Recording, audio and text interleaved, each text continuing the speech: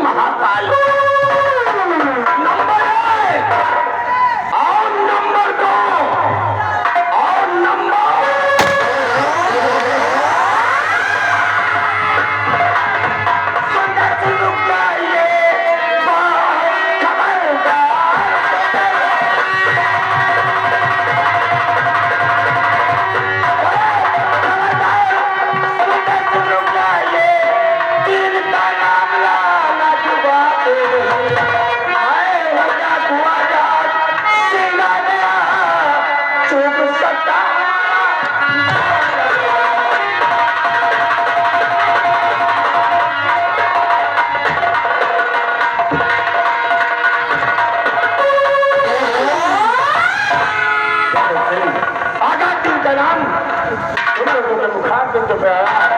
तो आजाद सिंह की राइफल चालू कर।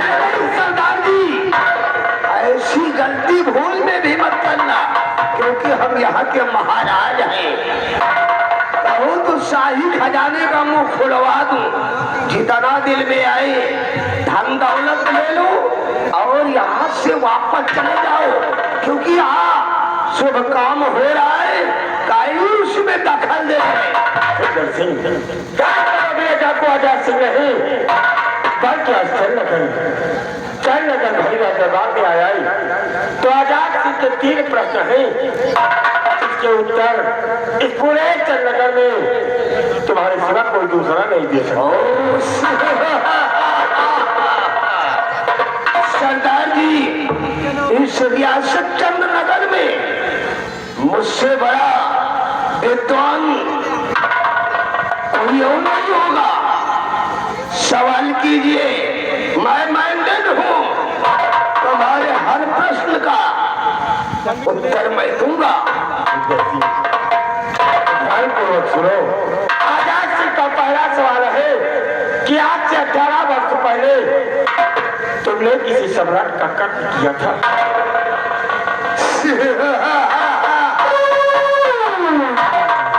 राम सिंह, अभी तो बहुत सहीला सवाल है। इतने सही सवाल को इस रियासत आज के 20 साल पहले इस रियासत चंद्रनगर के महाराज चंद्रसेन सिंह का कत्ल मैंने अपने हाथों से किया। मेरे प्रश्न का बिल्कुल सही उत्तर दिया। दूसरा सवाल है सुंदर सिंह कि ठीक उसी के दूसरे दिन तुमने किसी के बंगले पर जाकर मैं सेनापति सेन सिंह के बंगले पर जाकर महाराज चंद्रसेन सिंह के बेटे करण सिंह को तो टुकड़ी कर करके उसे मौत के घाट उतार दिया था। गुड।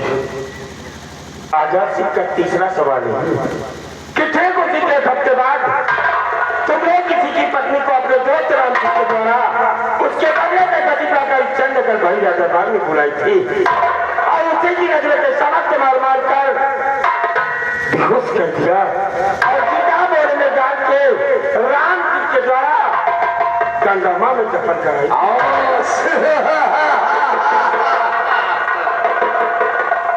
सरदार आजाद सिंह, मैं ठीक उसी के 8वें दिन सेनापति सेन सिंह की पत्नी माला को उसके बंगले से अपने आदमियों के द्वारा घसीटते हुए उसे शाही दरबार बुलवाया था और सेनापति सेन सिंह की नजरों के समक्ष उसे मार मार कर लहू लुहान करके बेहोश कर दिया था और जिंदा बोरी में भरवा कर उसे गंगा में दफन करवा दिया।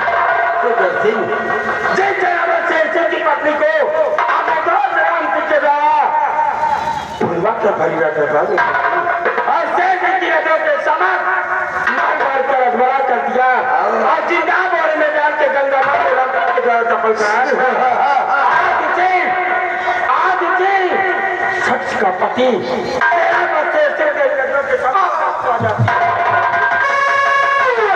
के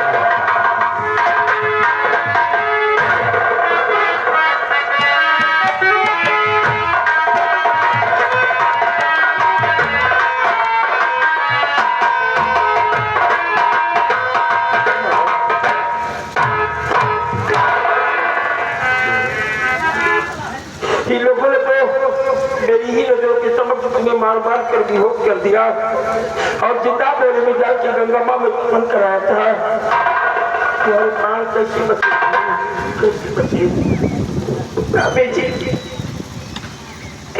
इस बच्चे को मैंने बोला करके आई थी, वही बेटा ने मेरी जान बचाया। जी वही बेटा ने मेरी जान बचाया। क्या कहा माना? बच्ची को आपने बोला पंडित क्या छोड़ा था? हमारी कर्ज अदा कर दिया। वो बच्चा कहाँ है? आपने 18 वर्षों से मैं उसी अपने सिरे से लगाई ये करता हूँ। वो बच्चा कहाँ है वाला? अपने पास से खाते मैं तुरंत नहीं मिला।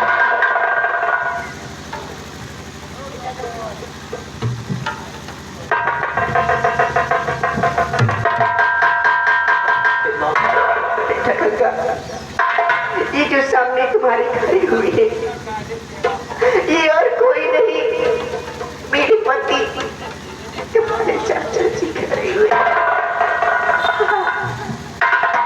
आपकी बातें गली लग गई, मैं तो शांति देने चाचा जी एक बार मेरी अपने सीने से लगा दे। आज 18 वर्षों को मैं कुछ सीने से लगाने के लिए कर पाऊँ। अपने चाचा के सीने से लगकर मेरे सीने में जल्दी जन्म प्राप्त कर देते मेरे पास आओ बेटे।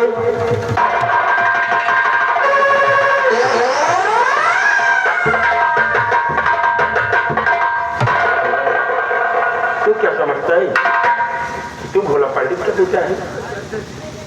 नहीं बेटी, तू भोला पंडित का बेटा नहीं, बल्कि श्रीनगर के सम्राट महाराज चंद्रसेन सिंह का बेटा राजकुमार करण सिंह है। मेरी लाल इसे कैसी बात कर रहे हैं? मैं सच कह रहा हूँ बेटी। और आज अगर मेरा बेटा राजू होता वो भी तेरी ही उम्र का होता, बेटे तेरी ही उम्र का होता। मैं कुछ समझा नहीं चाहता जी। मत दिलाओ मेरे बेटे की याद, मुझे मत दिलाओ।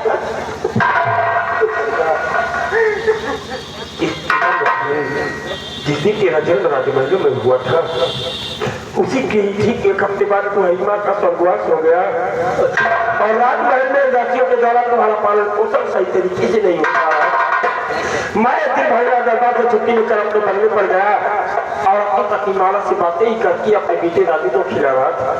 उसी बात तुम्हारे पिता सम्राट ने लेकर अपनी गोद में लेकर तुम्हें मेरे और उन्होंने मुझसे कहा कि सिर पर शेर सिंह मेरे बेटे करण सिंह की परवरिश राजमहलों में सिद्धार्थियों के द्वारा ठीक तरीके से नहीं हो पा रही।